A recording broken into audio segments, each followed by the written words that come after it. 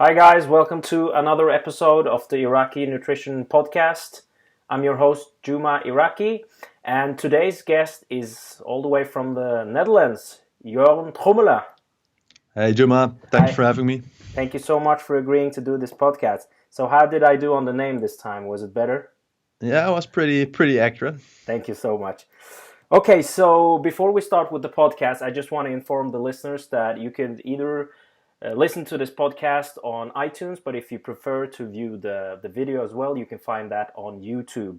So today's topic is protein distribution and timing, and I know that you've done some research in this area. So, Jorn, before we start, could you give the listeners a short introduction about yourself? Yeah, so I'm a PhD student in the Netherlands at Professor Lux van Loon group, and our main research interest is human muscle metabolism. So some of us study, for example, muscle maintenance in an elderly population or muscle disuse in the hospital. And then a few of us, including me, we're mostly focused on muscle mass gains in athletes or related topics such as exercise performance in athletes. And we do a lot of research with stable isotopes, which allow us to measure all kinds of processes such as muscle protein synthesis. And that's one of our main focus.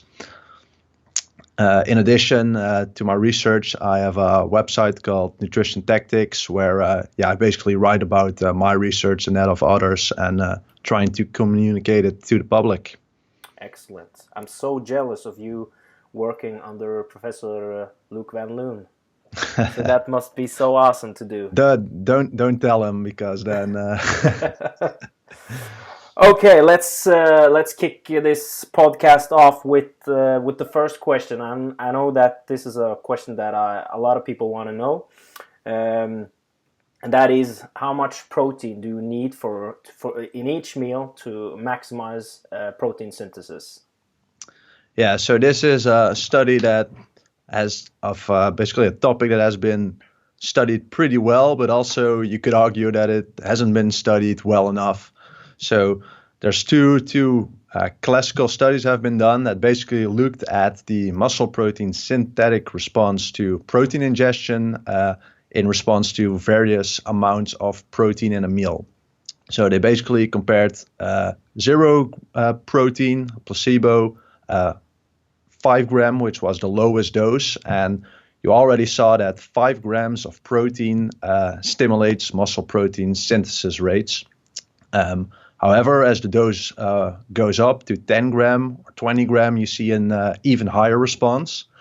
But going from 20 to 40 gram doesn't really seem to give a further increase in muscle protein synthesis rates. So therefore, we typically say that 20 gram is the optimal amount. So the first 20 gram gives you the biggest bang for your buck. But if you actually look at all the studies, so there's 2 of these dose response studies have been done, and both of them show that 40 gram does a little bit better than 20. However, it's not significant. Now, very recently, a new study came out, and it was actually designed to look at a very practical question: do bigger dudes need more protein? Because it makes sense that perhaps a teenager that's just starting out, maybe he has more than enough with 20 grams of protein, but a professional bodybuilder might need a little bit more in a meal. However, what was quite surprising was that basically bigger dudes didn't seem to need more protein than smaller dudes. However, what they did find was that in their study, the 40 gram was a little bit better than the 20 grams. So in previous studies, the 40 gram was about 10% better than the 20 gram, but it was not significant. But in their study, it was 20% better, and it was actually significant. And their explanation was that in this last study, the subjects did whole body resistance exercise. So perhaps when all your muscles are recovering, basically, that you need more building blocks to supply all muscles. However, yeah, they did not directly look at this, so we don't know that for sure. But if I look at all the studies combined, what you basically see is that 20 gram gives you the biggest bang for your buck, and then going a little bit higher, all the way up to 40, might give you a small additional benefit. So very practically, if you take 20 grams each meal, you're doing pretty solid. If you really want to maximize everything and getting maximum gains is what you're all about, then yeah, I would recommend a little bit a larger dose. Excellent. Now, another important question when we're talking about the dosage is the quality of the protein that you actually select. Could you explain a little bit about this? Yeah, so usually we talk about high quality versus low quality protein, and this is mostly based on the amino acid content of the protein. So we know that only the essential amino acids stimulate muscle protein synthesis, and typically animal-based proteins are higher in the essential amino acids, and therefore when you give the same amount of animal protein versus the same amount of plant-based protein, you see that the animal-based proteins outperform the plant-based proteins. So you can't necessarily say 20 gram is the optimal dose. It depends a little bit about what type of protein you used. So in all those dose response studies, they always used animal-based proteins, so high-quality proteins. So you need at least 20 grams of an animal-based protein. However, we and others have done a few studies where you see that if you give larger amounts of a plant-based protein, you can get the same response, but you would need to eat a little bit more. But the quality of protein is not entirely dependent on the amino acid content, because basically the signal for a muscle to grow, to trigger muscle protein synthesis is a large peak of the amino acid leucine in the blood, in the plasma. So for one part, that depends on how much leucine is actually in the protein, what we just talked about. But on the other hand, it also depends on how well the protein is digested. So you often hear whey is a fast protein and casein is a slowly digesting protein. And because whey is rich in leucine and it digests very fast, you get a very big peak of leucine in the blood, and therefore whey is very effective at stimulating muscle protein synthesis. It's basically the best protein we know. Then casein, it's a solid protein because it is an animal-based protein. It is rich in leucine, but it's digesting slower, and therefore you never reach the maximal rates of muscle protein synthesis with casein. And then, if you just eat if you just eat plant-based proteins, these seem to be a little bit worse. But if you eat enough of them, then you still can get a good result. Excellent. Now, if you would have taken a plant-based source and added additional leucine in it, would that have made any difference to the quality? Yes. So quite a few studies are done where leucine is added to proteins to see if that can improve the muscle protein synthetic response. And what we basically see is that adding leucine cannot improve the maximal response. So if you give a large amount of whey protein and you add leucine on top of it, the leucine is not going to do anything additionally because the whey is already giving the maximal response. However, if you give a smaller amount of whey, then additional leucine does seem to work. So rather than eating a large amount of protein, you can give a lower amount of protein with a little bit of leucine. And especially for plant-based protein, that makes a lot of sense because, in general, all protein sources, all plant-based protein sources, it's much harder to eat a large amount of it. I mean, you can easily eat 50 grams of protein with a steak. Well, with plant-based protein, that's much harder. So plant-based protein, you need more to get the same response, which is not always easy to do. So adding supplemental leucine makes a lot of sense for plant-based sources. Excellent. Now, before we move on to the next question, I just want to add in 2 follow-up questions since we're on the topic of leucine. When we're talking about the leucine threshold, the concept around that seems to be misunderstood. Could you explain a bit about what that means? Yeah, so often you hear there's a leucine threshold, a certain amount of leucine that you need to reach in your blood. So your blood is basically monitoring how much leucine is in there, and that will determine the rate of muscle protein synthesis. And often you hear there's a leucine threshold of 3 grams of leucine. But I'm not sure how this happened, but at some point in time, people seem to suggest that you need to hit at least the leucine threshold of 3 grams, otherwise nothing would happen. And that's just completely wrong. So, for example, I already mentioned earlier that just 5 grams of protein already stimulates muscle protein synthesis, and that doesn't even have 1 gram of leucine. So just any amount of protein that contains leucine will stimulate muscle protein synthesis. But the leucine threshold, how we use it in research, is what gives the maximal effect. So not what's the minimum dose that you can see an increase, but what gives the maximum muscle protein synthetic response. But even there, the 3 gram dose is not that well established, because you do see when you increase the leucine content of protein that the muscle protein synthetic response goes up. But there's at least one study I can think of where adding 5 grams of leucine was better than adding 3 grams of leucine to a small amount of protein. So yeah, I don't think the leucine threshold is 3 grams. I think the leucine threshold is a useful concept to realize that it's important that your protein needs to be rich in leucine and you need to get a big peak, so it needs to be fast digesting. But I wouldn't fixate too much on a specific number. Mm-hmm. It's probably higher than what most people think. I think it's more practical to just think in how much protein do I need every meal. Yeah, excellent.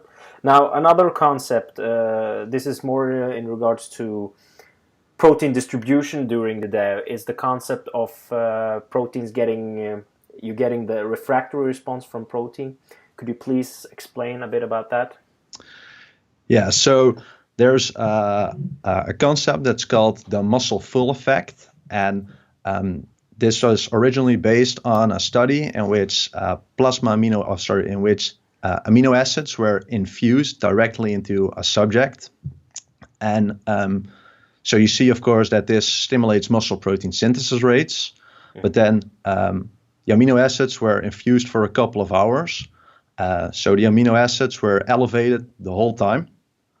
However, after, I think, 1 or 2 hours, the muscle protein synthesis rates, they just dropped back down to normal fasting levels.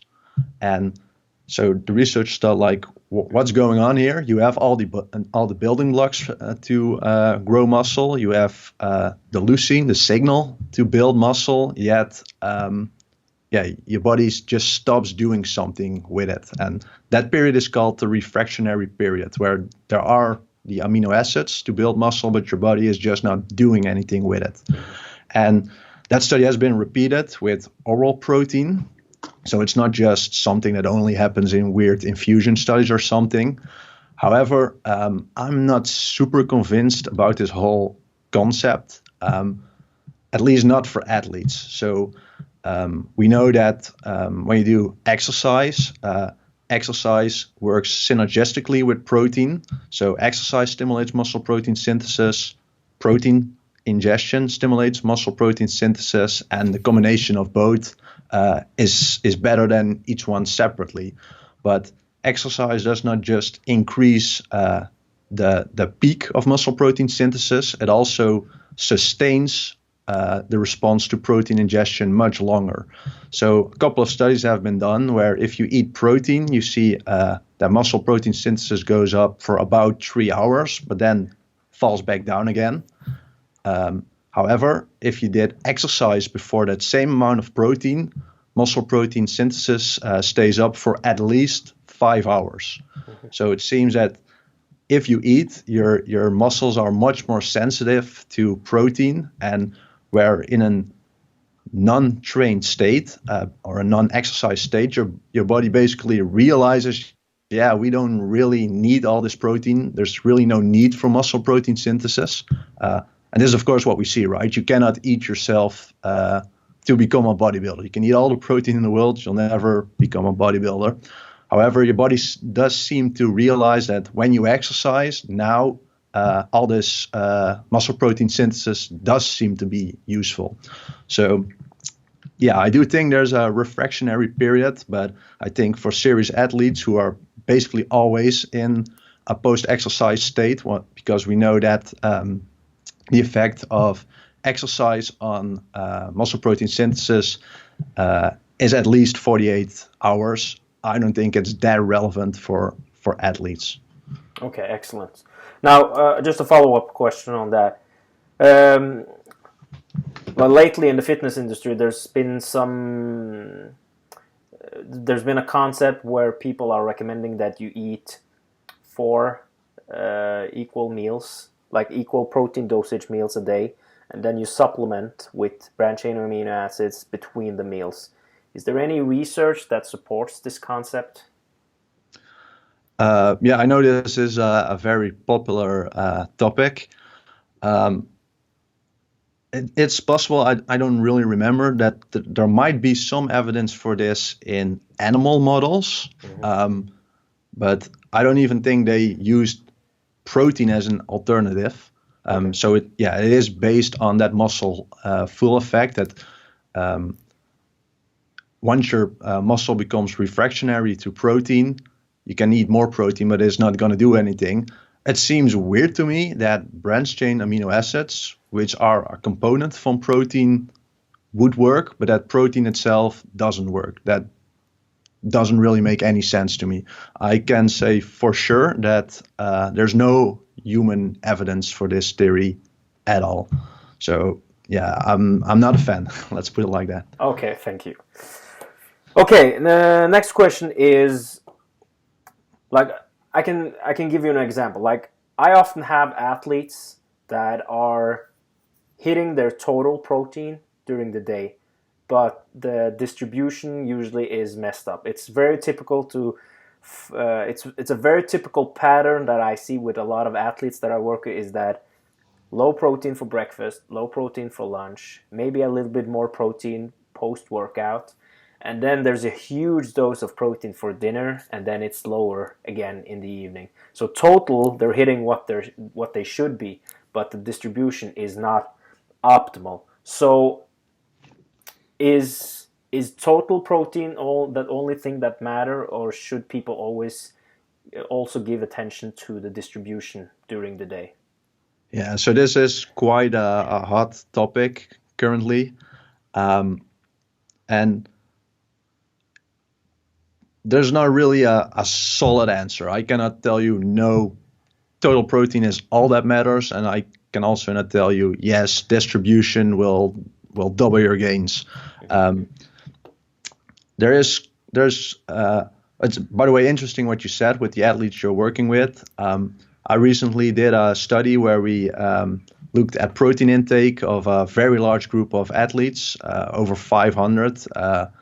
Quite a few of them even at the Olympic level, and almost all of them eat like that. Yeah. So even the Olympic athletes are like, yeah, I just hit my protein and then I'm good. Yeah. To be fair, they were not necessarily like bodybuilders, that specific group. So it might be different in more,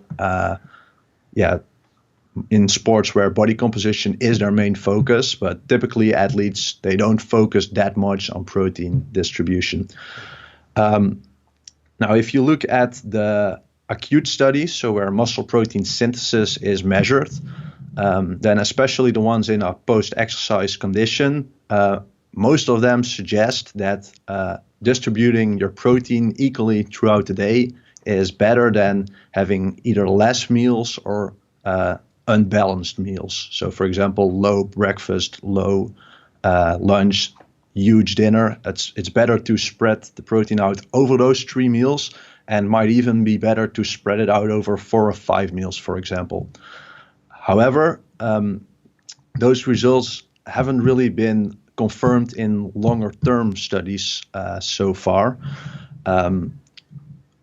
Because of that, a lot of people are skeptical because, well, you often hear people saying, yeah, those muscle protein synthesis studies are nice, but if it doesn't translate to a long-term study, what does it mean? I think that's a little bit of a misunderstanding of what muscle protein synthesis is. It's not like a molecular marker. It's actual muscle growth, so it should translate. But more importantly, I don't think these people realize that these long-term studies have their own drawbacks. So basically, long-term studies are very, very insensitive to see differences between groups. For example, you need at least 8 weeks of training in untrained subjects compared to a control group to see that training works, for example. Mm-hmm. And that's basically doing nothing versus the most potent stimulus there is. So to see something that might give a small benefit, you would need to do a huge study. So it would need to be a 6-month study with the best method, and that's not a DEXA. It's like muscle biopsies or a CT scan, for example. And those studies basically cannot be done. It's too expensive. So the drawback of these long-term studies is that, especially if your conclusion is there's no difference between groups, you have not shown that diet A and diet B are the same. All you have shown is that you don't know with 95% certainty that one thing was better than the other thing. So I think people should be more skeptical that when they see a long-term study and there's no significant difference between groups to conclude, oh, see, it doesn't matter. Mm-hmm. Because of this, you've now see quite a few topics in sports nutrition where people now say, oh, it doesn't matter. But basically, all these studies were too small to possibly show it. If you want to, like, the effect. So if you give protein, for example, in an acute study, you see that muscle protein synthesis goes up enormously, right? And even that effect is quite difficult to see in a long-term study. So most studies where you give one group more protein than the other group, most long-term studies conclude that that doesn't help with building muscle. Giving more protein doesn't help with building muscle, which is crazy when you think about it, because we all know that it clearly helps. And if you do a meta-analysis, so you grab all these studies together, then yes, you see that giving more protein works, but just each single study is underpowered. It's basically too small, too little subjects, not the best methods, and you cannot conclude it, but it's just basically a statistics issue. And then we're talking about giving additional protein. Now, the effect of protein distribution in these acute studies is much smaller than the effect of giving additional protein, which means if you want to show that small benefit in a long-term study, it needs to be huge. It needs to be like 10 studies in one, basically. Mm. So to bring this all together, because now it's getting confusing with statistics, but I think that based on the acute data, there's a small benefit for protein distribution, but it's nothing huge. So if you want to have optimal results, you're a competing athlete, this is what you do, this is what you love, I think there's a small benefit. But if it's like 100, 200 grams a year, I think that would already be a lot. So absolutely for everyone, the first focus is get your total protein intake in a day. And once you're comfortable with that, you can try to improve your distribution. That's absolutely not essential. Studies have been done with intermittent fasting, and that's a very valid approach. But if maximal results is your goal, then I think there's a small benefit of improved protein distribution. Excellent. Now let's focus a bit more on different time during the day where protein intake often overlooked, but it might be one of the most important times to consume sufficient protein, and that is pre-bed meal. And I know you've done a lot of research on this topic. So could you tell us what your studies have shown on this topic? Yeah, so most of these muscle protein synthesis studies are done in an overnight fasted state. It's just to standardize things from a science perspective. It's the best because, well, if everyone slept, there's no difference in physical activity. If everyone is fasted, there's no difference in their food intake. However, the drawback, it's always funny to me when people say this study is good and this study is bad. Every design choice has pros and cons. Mm-hmm. So those decisions, overnight fasted state, it's very strong from a research perspective, but it's not really a practical situation. So we do a lot of these overnight fasted studies, but at some point we thought, okay, let's try to study muscle protein synthesis in a more practical situation. So what we wanted to do is let people just have a normal day. So just walk around, do their normal daily activities, and just eat normal. So basically, like you mentioned, it's a breakfast with a little bit of protein, but not crazy. A lunch with a little bit of protein, but not crazy. Huge dinner, and then we let them do some exercise in the evening, and then consume protein after exercise. So basically what a recreational fitness gym goer would do. Mm-hmm. And we find that despite the training and despite having a reasonable amount of protein during the day and even post-workout nutrition in the evening, that the overnight muscle protein synthesis rates were quite low. So basically we thought clearly eating protein during the day doesn't seem to have a whole lot of effect in the night. Let's see what happens if we give some additional protein prior to sleep. And basically we saw that the protein was just properly digested and absorbed, because people always worry that they will be awake and that they can't sleep, or that the protein just stays undigested in their stomach. That was absolutely no problem. The protein digestion was exactly the same as during the day. And after the protein was digested, it ended all the way up in the muscle and stimulated muscle protein synthesis rates. Then we did a follow-up study where we basically did the same concept, but then in a long-term study. So now subjects trained for 12 weeks. We gave them either protein or placebo every day before sleep, and looked at their muscle mass. And one thing that I like about that study is that you saw no increase in lean body mass when you looked at the DEXA. So you often hear DEXA, it's such a good measurement. Actually, our study shows no increase in muscle mass in the DEXA, but we did see an increase in muscle mass when you measure, I think we used MRI, and we used muscle biopsies to look at both type 1 and type 2 muscle fiber hypertrophy. So these two measurements are way, way, way more expensive, take way more time to do, and you clearly see that it paid off, because on these measurements you saw that protein was effective. Additional protein prior to sleep did help build more muscle mass, while the DEXA did not. So I think that message is so important, that people, if a study just uses a DEXA, people need to be more careful that when a study with a DEXA shows no difference between groups, it doesn't necessarily mean no difference between groups. So luckily we had the money and the time available for these additional measurements, and we saw that additional protein prior to sleep was effective to build more muscle mass. Of course, a question you can ask is, what if you would have given that protein at a different point during the day? Would it be just as good, or is there something magical about prior to sleep? Well, I don't think there's anything magical about prior to sleep. But what I do think is where you time your protein in a day can make a little bit of an influence, but there's nothing magical about just before sleep or the night.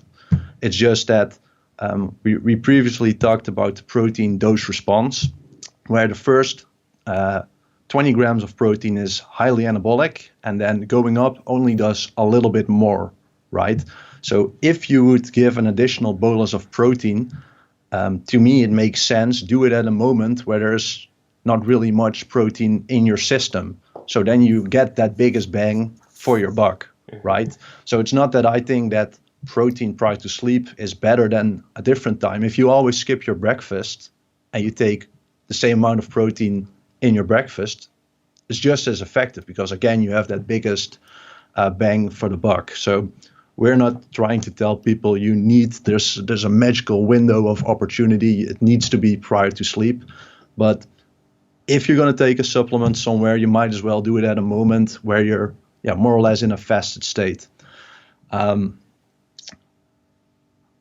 That's really all I can say. What perhaps is relevant is we just recently published a study where we gave subjects either a lot of protein or carbohydrates after training. So they train in the evening, and then they got 20 grams of protein after training, directly after training, and then an additional 60 grams before they went to bed.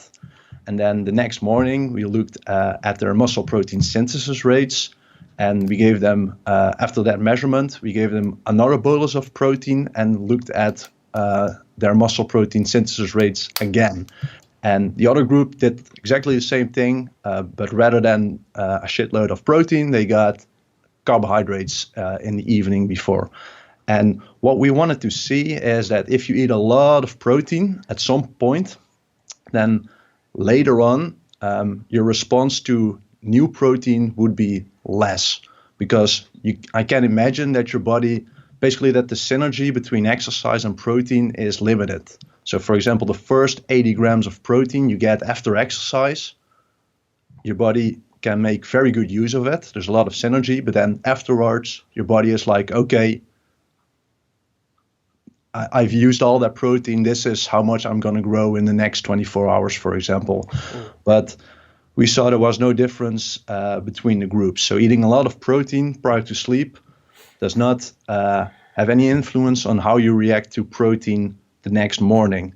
So by extension, that basically shows that if you would eat a lot of protein in the morning, or even during lunch, for example, that's not going to impact how you would respond to protein prior to sleep, right? Because it's too far apart.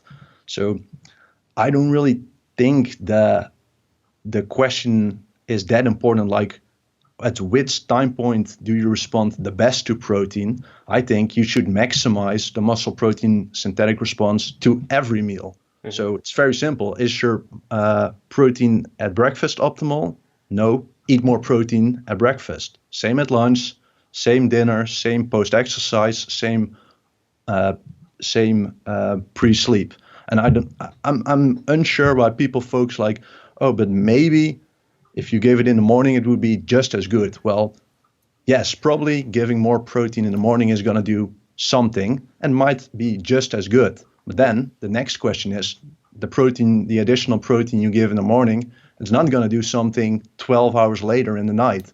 So theoretically, the combination of both would be better than just one of them. So I don't understand why people necessarily want to compare different time points. It's just, do you want to maximize muscle protein synthesis during the night? Then you probably should eat some protein prior to sleep, regardless of what you did earlier during the day. Perhaps a very big dinner that's going to have some positive effect, of course, during the night, because if you eat that 50-gram steak, or 50-gram protein steak, that's still digesting during the night, so that's going to do something, but it's probably not optimal. So yeah, I would just say if your goal is maximum gains, try to eat protein at every meal moment. Why wouldn't you? But then again, that's just the icing on the cake, right? If you focus on your total protein intake, you're gonna make good gains. But a better distribution, which includes perhaps post-exercise or pre-sleep, might give you a small additional benefit. Excellent. Now, how big of dosages are we talking about pre-bed, and what type of sources is recommended to use? Yeah, so during the day, we always say that 20 gram, at least that 20 gram, and then ideally a fast digesting source such as whey, because that optimizes muscle protein synthesis for 4 to 5 hours. And then you can eat, another protein meal. However, prior to sleep, it's a little bit different because you're sleeping for probably at least 7 hours, 7.5 hours. So because that period is much longer, you might need a little bit more protein to optimize that whole period. So we used 40 gram in our 40 gram of protein in our muscle protein synthesis or overnight muscle protein synthesis study. We used a little bit lower, 30 grams in that long-term study. So 30 grams already seems enough to at least stimulate muscle mass gains during training, but we have not compared different dosages yet. But, well, to be fair, yes, I did. I cannot tell you about it because it's not published, but if you look at PubMed, there is an abstract of it online. So if people want to see it, they can find it. But let's put it like this. It's probably wise to eat a little bit a larger protein meal prior to sleep, simply because the period is that long. If you're going to sleep for just 5 hours for whatever reason, you have an early shift or whatever, then probably the normal 20 gram dose is solid. So related to that topic, typically during the day, a fast digesting protein is better. We have not compared this prior to sleep yet, but you could speculate that slowly digesting protein is better because it sustains the amino acids throughout the whole night, but that's pure speculation at this point. I think just getting a good quantity of protein is your main focus, and I'm sure at some point we're going to compare sources. I hope someone else is going to do it because these overnight studies are not a whole lot of fun during the study. Yeah. All right, Jorn, to wrap up the podcast, could you give us a take-home message on what we have been talking about in this podcast?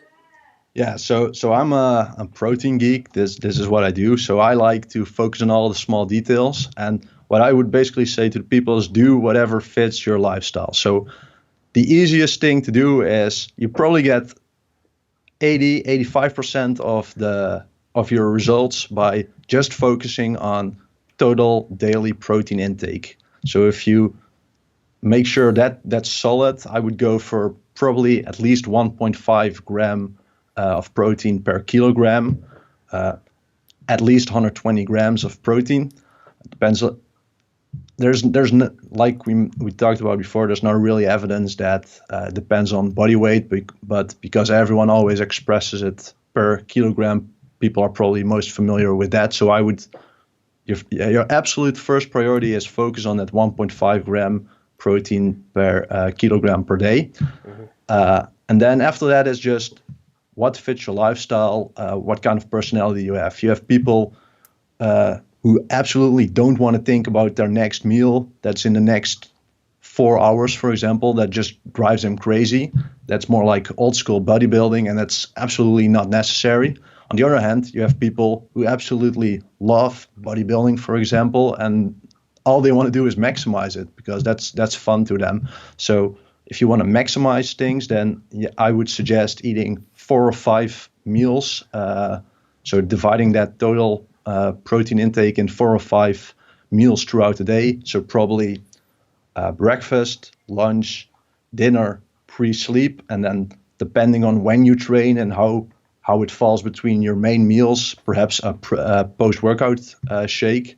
So very quickly covering the post-workout shake, there's probably nothing magical about it, but well, it's kind of rewarding feeling. It helps you to improve your total protein intake, so why not do it? It's not essential, but why not do it? Exactly. So that's my recommendation. 4 to 5 meals of, I would say, at least 30 grams of protein. If you want to optimize it, go to 40 gram. Definitely before sleep, I would go for 40 gram of protein. And ideally, try to get as much of your protein from animal-based sources. If you can't do that, or you don't want to do it because you're a vegan, for example, then just try to eat a little bit more protein to compensate. But yeah, it's my advice, very pragmatic. If you just want to focus on the big picture by focusing on total protein intake, 1.5 gram per kilogram, you're going to have solid gains. If you want to optimize everything, probably 4 to 5 meals, at least 30 grams of high quality protein. Excellent. All right, Jorn, thank you so much for doing this podcast on protein distribution and timing. Before we sign off, could you please tell people where they can find more information about you?